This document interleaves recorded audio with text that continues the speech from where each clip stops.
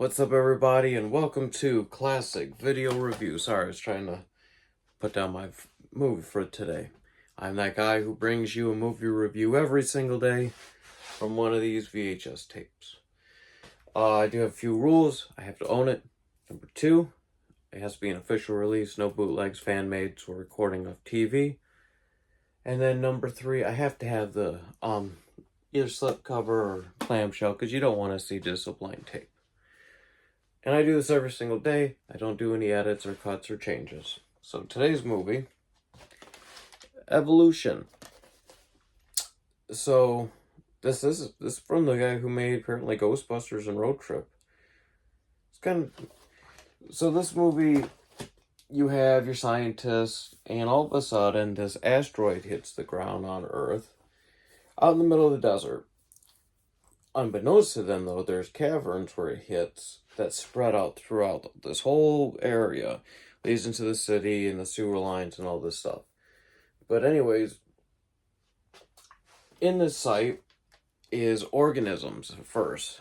Basically, some type of like weird alien hits the planet, and within the matter of weeks, you see an evolution from being like slime goo all the way to like full-blown gigantic creatures, whether they're flying or crawling. And at first they're down there and they've created their own ecosystem, right? Because they can't breathe oxygen. And then I believe it was eventually, because like when some of them come up out they basically start puking, shrivel up, and die. Eventually there was like these what would you call them? Pterodactyls almost. Oh, my camera dropped. And a whole bunch of them were flying, but they were all dropping like flies, dying. Well, out of one of them, an offspring popped, and he happened to breathe, and that's kind of where it started. But then they looked it up. All these tunnels underground led to all these different parts of the city, and within like months, it would have been the whole world, basically. So the government decided they're kicking the scientists out, they're going to do it themselves. They're going to blow it up. Well, while the scientists are gathered around, getting drunk, trying to just forget everything that's happened, they do have a piece of slime left. And the one guy had thrown a cigarette over, or a match, I can't remember which one. It's been a couple days since I watched this one. And anyways, it hit the organism and it just expanded, blew up. So then they figured out what makes it grow, what makes it live. Fire. And so then they were looking at the one girl's shirt, 'cause she had a periodic table on the back, and they're trying to figure out what would cause it to kill this thing.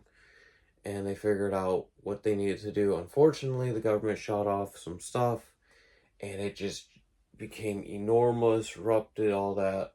Eventually, they were able to take it down, kill it, and prevent it. Now, I believe this movie also came out with a cartoon. It's got, I don't know names that well.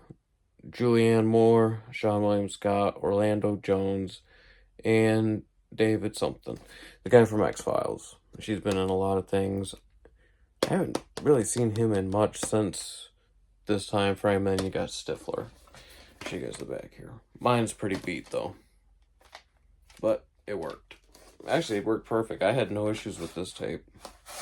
It was nice. Sometimes with these movies, these old VHS tapes, they can get fuzzy, or the sound can go in and out. There's a million different things because they're old. It's tape.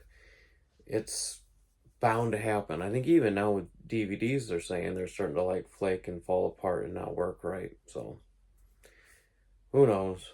I don't know. This when it comes to this stuff, some of these are like 30, 40 years old. I don't know if they go any past 40.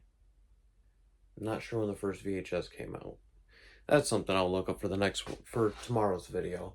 I'll tell you guys when did the first one come out, because now I'm curious. Because I know Betamax came out before VHS. I'm not sure what came out before that then.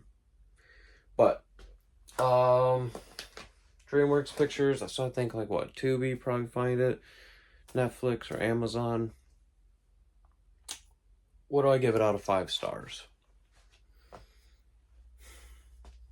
Visually, it's appealing. It's not bad. It's a very bland, kind of boring story, though.